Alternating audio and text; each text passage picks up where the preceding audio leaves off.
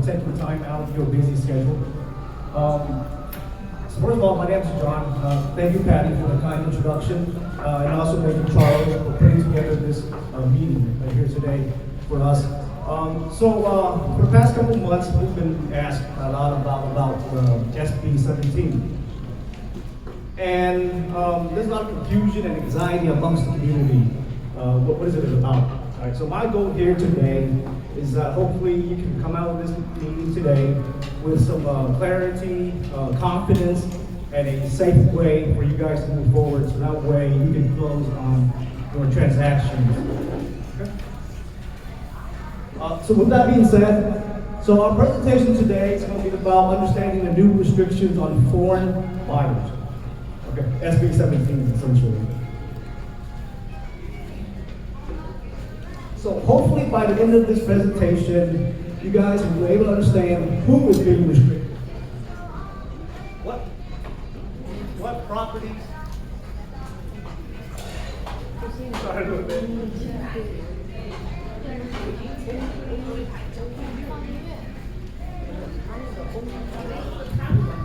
Okay, sorry about that, guys. So again, at the end of this presentation, my goal is that you guys be able to understand who is being restricted, what properties are affected, what documentation may be needed to protect yourselves and the buyer, how to avoid discrimination. Okay, that's key. With the Fair Housing Act, and how to protect your brokerage from liability. Right?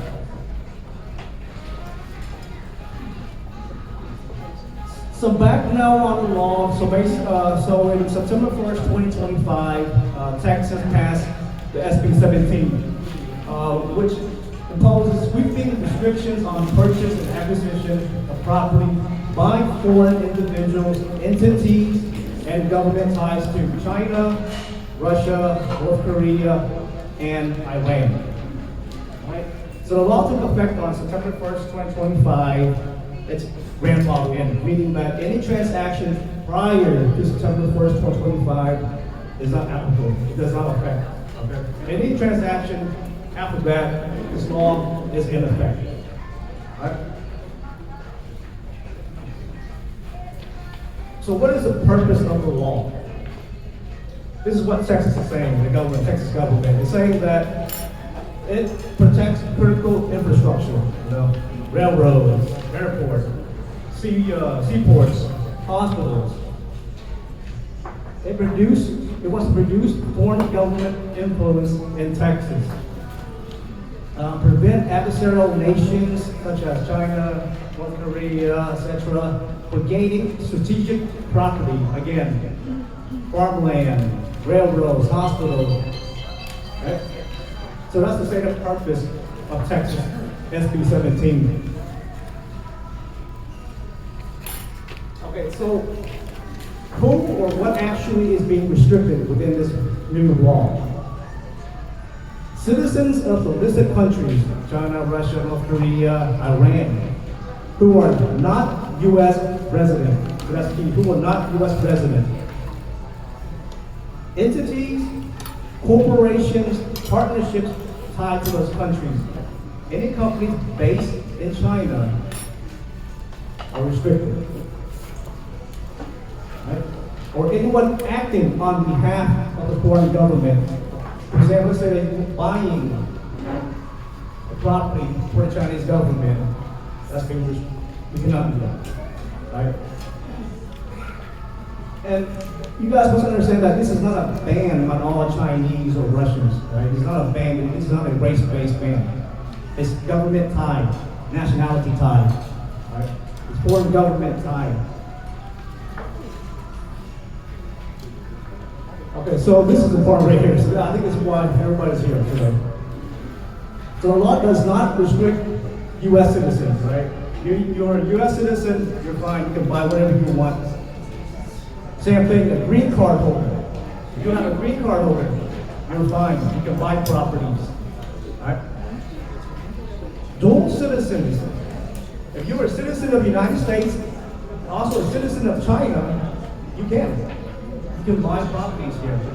So what happens if you're a citizen of China and also a citizen of Mexico? Can you buy?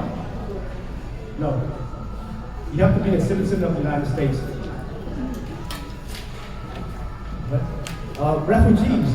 So for instance, let's say that you apply for protected status overseas in China and you come here to the United States and you have a pending application for, as a refugee, you can buy, right?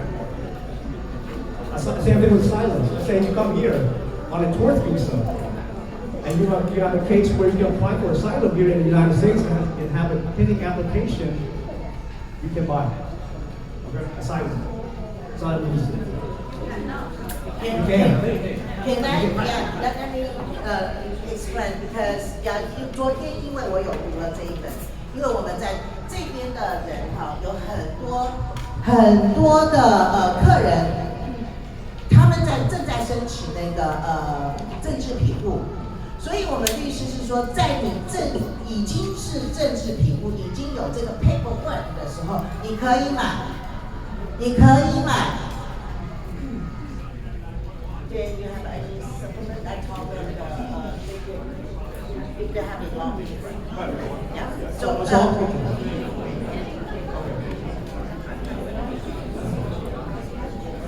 So this is where a lot of confusion comes from, okay? So this is immigration visa holders, K1, which is a fiance visa. I see you have a CR1, IR1, where your spouse sponsor you overseas and you come here and you wait for your green card. Typically it takes about 3 months to arrive. But during that time, you can potentially, so I'll go through how, okay? And same thing with the F1 visa, international student. F1 visa, potentially you can buy as well. So I'll go through that list in a little bit. So as long as, so under SB 17, if you're from China, you may qualify to buy one primary homestead, basically. Okay, well, it's a homestead. So what does that entail? Okay, so what are the criteria? For example, say you're an F1 student, okay? As long as it's one single residential property, has to be a primary residence, not an investment, not a rental, not a commercial, okay? No second home. 2, you are lawfully present and residing in the United States, specifically in Texas. You have a valid F1 visa, and it has to be valid. Okay? It has to, it has to be where, let's say you lose your status as an F1, you have to have a valid lawful presence currently in order to buy the property. And you physically live in Texas. You live in Texas. And it's domicile, meaning that Texas is your fixed address where you intend to come back to when you're absent. You do not have a home in China or in Russia. So you have to, this is your permanent home in Texas. And it cannot be agricultural, non-commercial. Right? As long as you meet those 3 criteria, you can buy, potentially buy. Right? There's an exemption within SB 17. And I'll go through there's a case law in a little bit.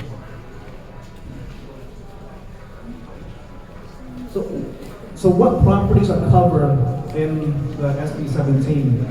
So here's some examples of residential properties, commercial properties, agricultural, industrial, investment, water rights, minerals, quarries, anything under the sun that has to do with real estate, it's all covered within this law right here. Doesn't limit to farmlands or infrastructure. That's what makes it so controversial and so broad. It includes everything, essentially. 我看大家有在看英文的这一份那个我们有做翻译，所以我发的是2份，因为有些专有名词，有的时候我们搞不太清楚，所以呢，您可以参考中文的那一份，你们会记得更清楚。好，谢谢。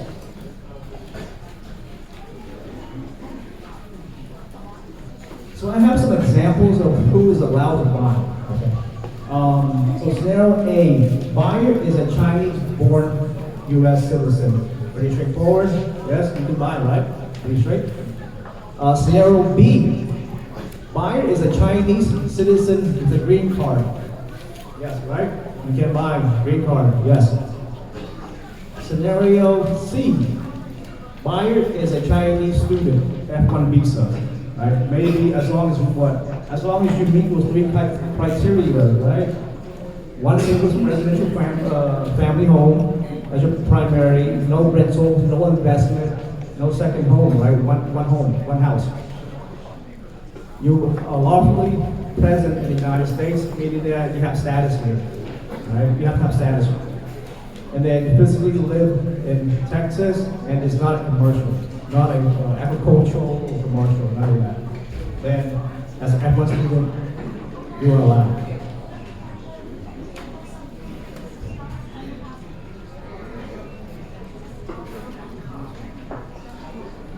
So for examples of restricted buyers, so who cannot buy? Buyer is a Chinese national with no U.S. status from overseas. So they're not living in the United States. You cannot buy that. Scenario E, Chinese citizen living in China, sending money to buy a property in the United States or in Texas, particularly in Texas. That's no, right? You cannot. Scenario F, company based in China buying land. Cannot, it's restricted, right? A company based in China cannot buy property as of now with this new regulation. There's a scenario F, I don't know if you can see, but in your PowerPoint presentation, it's an investor who holds a work visa buying on behalf of a Chinese business. You cannot buy on behalf of any restricted entities from overseas, specifically China, Russia, North Korea, and Iran. You cannot buy on behalf of those restricted entities or individuals. You cannot, right?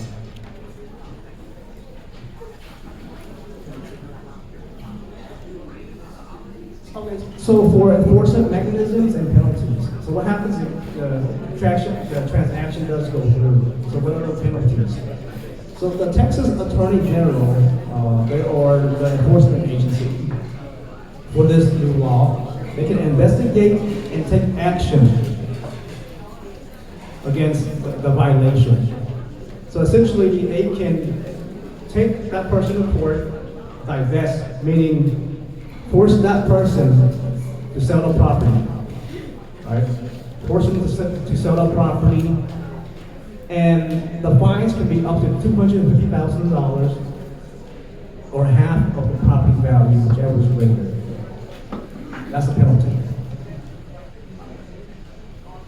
那我补充一个，他有讲到说，force sell the property 不是让 agent 来 sell， 是被 foreclosure， 是让政府来 sell 这个 property。OK， 所以这个等到这个钱，比如说是50万的房子，啊，政府帮你卖了50万，但是你要扣掉这些费用。法庭费用、律师费用加上你的罚款，基本上是拿不到什么钱回来。And people, there's a known provision. People who knowingly break the law to face criminal charges. I believe it's 6 months to 2 years jail time, and a fine of up to $10,000. Let's say that an attorney or a realtor agent facilitate, knowing that that person is being restricted, help to facilitate that transaction. Potentially, you fall under this fine or criminal charges against you. And if the property is forced to be sold, the owner gets whatever's left over after pay off the liens, pay off the government charges for the cost of the government to force the sale. So they get what's left over. They don't lose everything. They just don't have a house, that property, but they'll get the money minus whatever the government charges them to enforce the resale or the sale.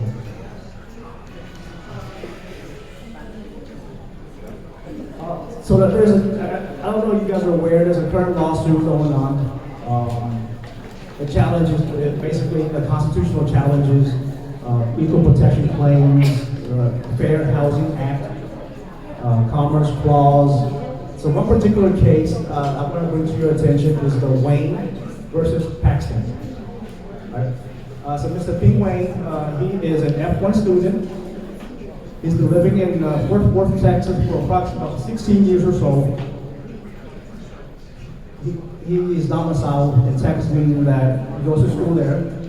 He has a lease at an apartment that he resides at. Driver's license, Texas, cars registered in Texas. So he lives in Texas. He doesn't have a house or home in China, right? So he wants to buy, he wants to buy one home to live, basically. Everybody, I want that right. So in this lawsuit, Wayne is arguing that the law is unconstitutional. SB 17 is unconstitutional because it violates his equal protection rights promised under the United States Constitution because the law restricts. Sorry.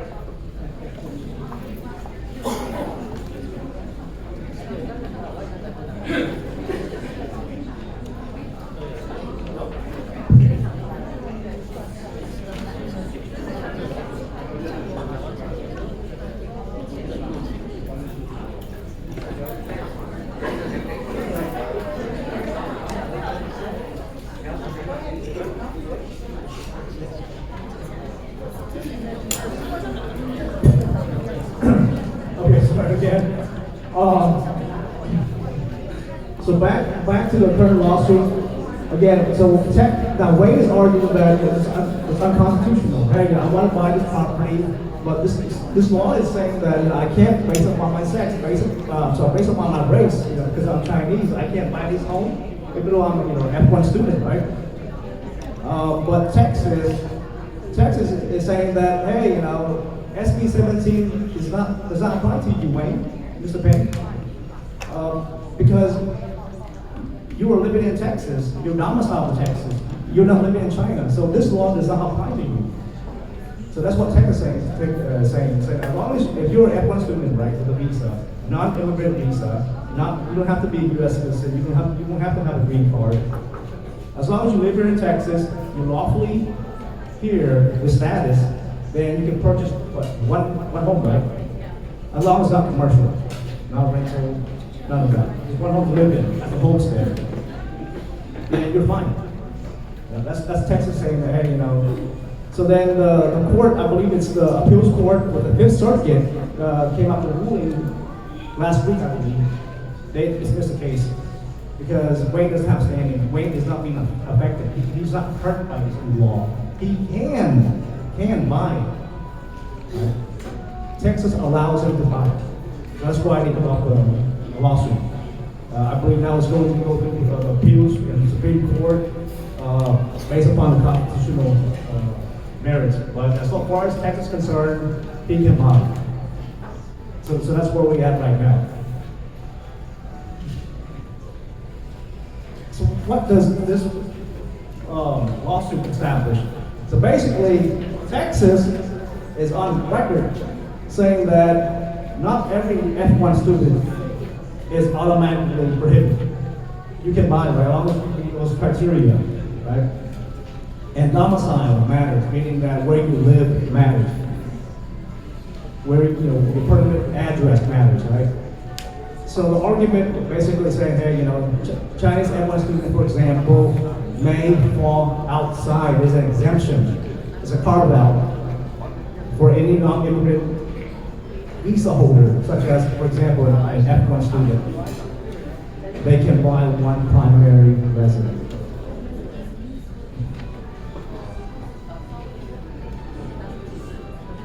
So enforcement really begins with all of us, with you guys, right? As realtors and brokers, maybe be required to ask questions about buyer status. What is their legal status? Do they have status here? Document buyer's immigration residency classification. Or what visa are they under? Right? Confirm their U.S. lawful presence. And then request for them to sign a declaration of eligibility. So what is that? All right, what are they signing here, John? Okay. So to protect you guys, have copies or proof of lawful residency, their green card, essentially, right? Any U.S. visa, U.S. passport, naturalization, to confirm who they are. Because you don't want to be, get fined, knowingly help the transaction, right? And then have a sign a declaration that, hey, I am not buying this property for someone else in China, Russia, North Korea, or whatever, right? That is listed in that restricted list by Texas. And treat all foreign buyers the same. Chinese, Vietnamese, Laos, whatever. All foreign buyers, treat them all the same. You don't want to be involved in a situation where they can sue you for discrimination, right? Under the Fair Housing Act, we cannot discriminate against race, sex, religion, etc. Right? So be sure to protect yourself. Right? Again, so I want to back to that knowingly standard. If a broker or agent knows a buyer is prohibited and actively helps structure a deal for that transaction, they could be accused of aiding and facilitating that transaction and will be exposed to civil lawsuits, licensing risk, and potential costs as well, fines, litigation costs.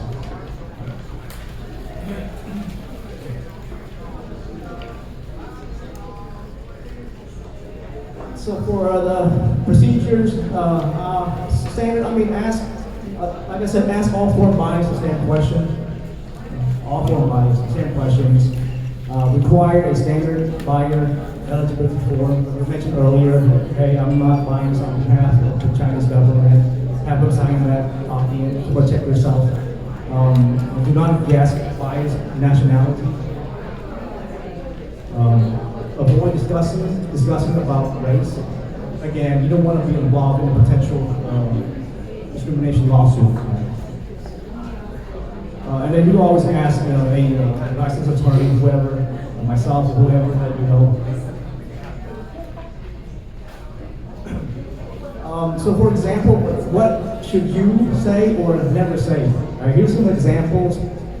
So in Texas, say that, okay, so a client comes and asks you, right? So you can say, hey, man, in Texas, law restricts purchase by individuals with ties to certain foreign governments to protect you and myself, my brokerage, right, my firm.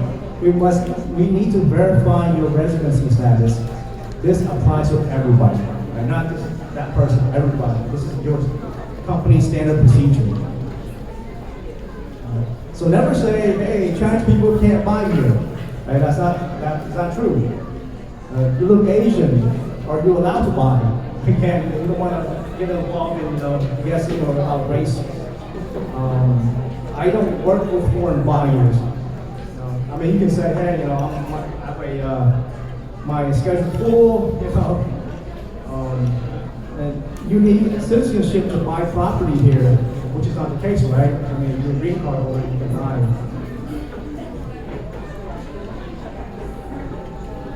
So my suggestion is that you guys update your compliance manuals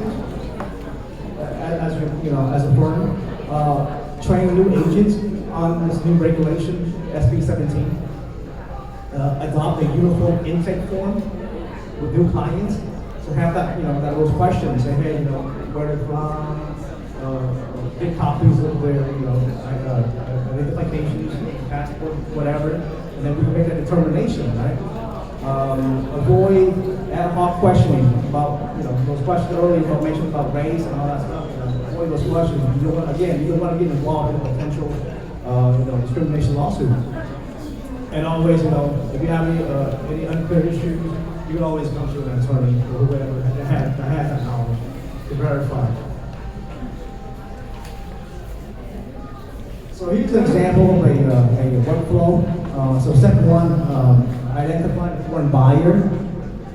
Use neutral wording. For example, will the buyer occupy a property or reside in the U.S.?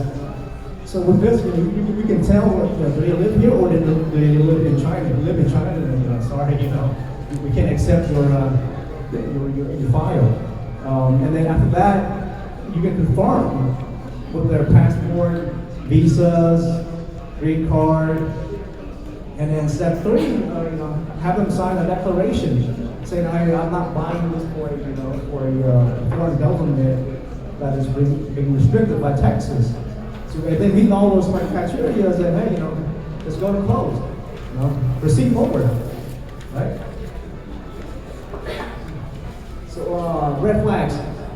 What to watch for? So if a buyer is overseas with no U.S. address, I mean that's a red flag, right? I mean, where are you living? Where's your address? If it's in China, then sorry. Buyer is a foreign business with unclear ownership. Who owns the entity, right? Buyer claims to be purchasing for an investment group overseas. So where is this investment group from? Are they from Mexico or are they from China or North Korea? We have to clarify that. Funds originate from foreign government-linked institutions. If the money is coming from the Chinese government, that's a big no-no, right?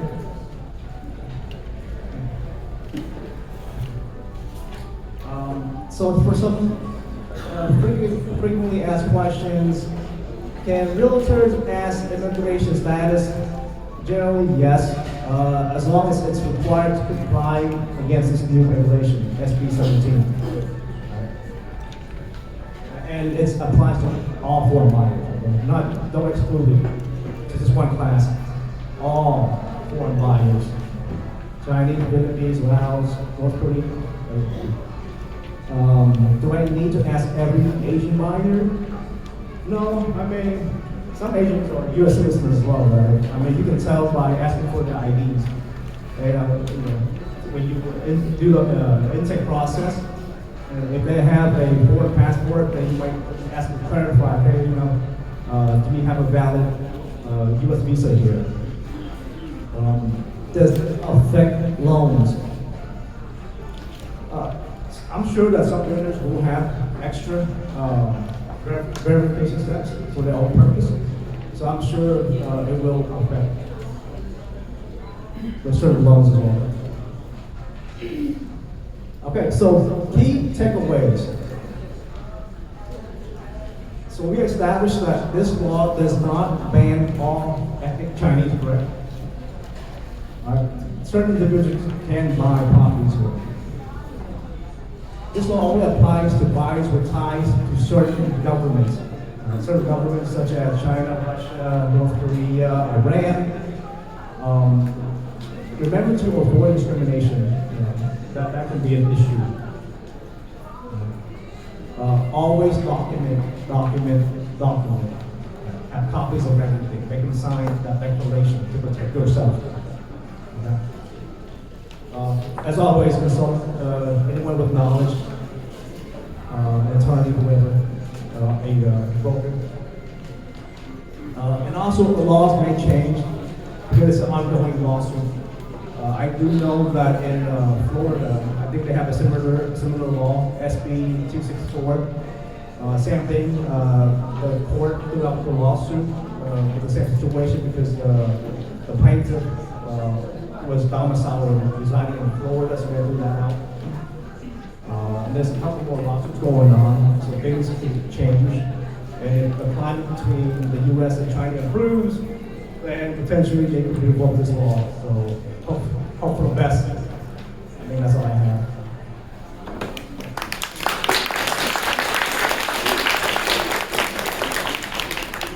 那我们留点时间，请问大家有什么问题可以发言？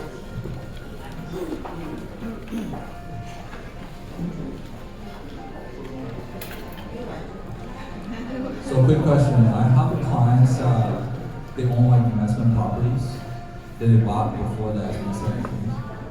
Now they're wondering why they should send primary residence. That they rented out before. Okay. So are they? Do you know what? I guess what visa, or are they green card holder, or are they F1. F1? Okay. Do they are they leasing right now, or do they have a home? It's been leased. They lease a home. Okay. How long have they been in the United States? One of them is like a year. Okay. One of them is, well, actually, I take that back. One of them is a year with F1. One of them is like H1B. Okay. And waiting for it. Okay. I mean, with that information, I would say it's fine.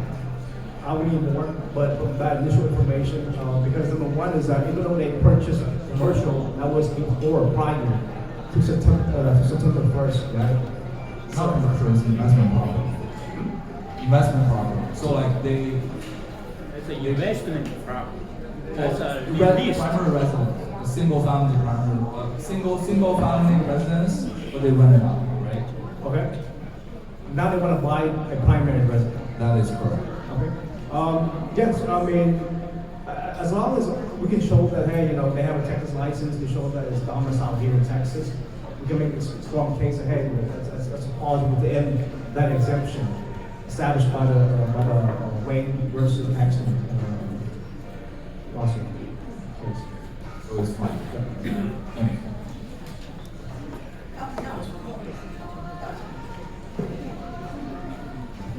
How about the END card holder, the prohibited? So you got F1, you can buy from a residence. So the END card holder can buy the permanent residence. Like interim and after resident.